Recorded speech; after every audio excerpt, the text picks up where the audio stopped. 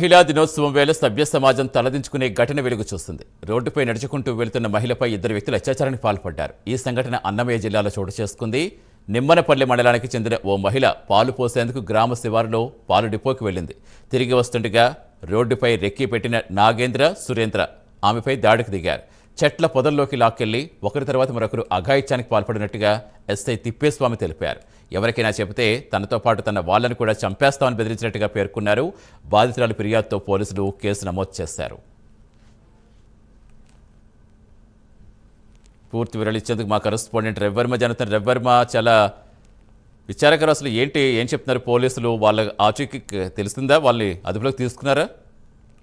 సతీష్, మహిళా దినోత్సవం సందర్భంగా తీరని హత్య అఘాయిత్యం జరిగింది. ప్రధానంగా నిమ్మనపల్లి మండలంలో చోటు చేసుకుంటున్న ఈ అఘాయిత్యం తర్వాత జిల్లా అంతటా విసిపోయేలా ఘటన వెలుగు చూసింది. ప్రధానంగా 26 ఏళ్ల యువతి, అంటే తలవరం గ్రామానికి చెందినటువంటి యువతి పక్క ఉన్నటువంటి నల్లమలపల్లి గ్రామంలో పాలు పోస్తూ వస్తున్నది.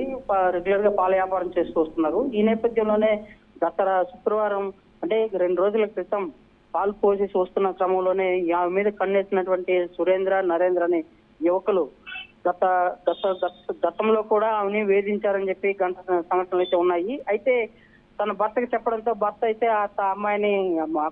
నరేంద్ర, సురేంద్ర అయితే దబాయించాడు.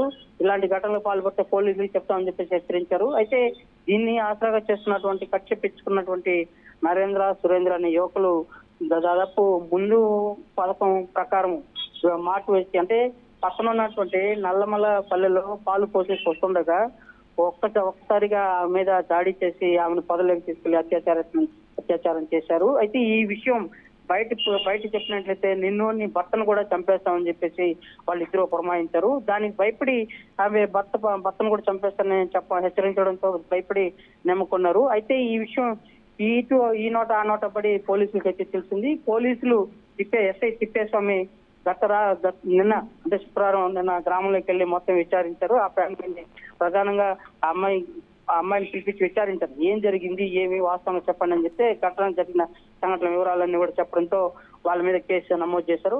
పోక్సో చట్టం కింద కేసు నమోదు చేసి, అంటే ఈ విషయం పోలీసులు ఎంక్వైరీ చేస్తున్నారు, ఇంటికొచ్చారు, విచారించారు అనే విషయం తెలియగానే నరేంద్ర, సురేంద్రలు అయితే పరారయ్యారు ఊర్లో, గ్రామంలో లేకుండా. అయితే వారి కోసం ఇప్పుడు ఎస్ఐ దర్యాప్తు చేపట్టు వారి కోసం అన్వేషిస్తున్నారు. ఈ నేపథ్యంలోనే దాదాపు ఇలాంటి ఘటనలు ఇదివరలో కూడా వాళ్ళిద్దరూ ఆ అమ్మాయిని బలాత్కారం చేసేందుకు ప్రయత్నించారనే ఘటన కూడా ఇప్పుడు బయట ఎస్ఐ తెలిపారు. ఆ మేరకు కేసు నమోదు చేసి విచారణ చేపట్టారు. వారిని ఇప్పుడు అంటే ఈ ఆచూకీ కోసం దర్యాప్తు వెరిఫై చేస్తున్నారు.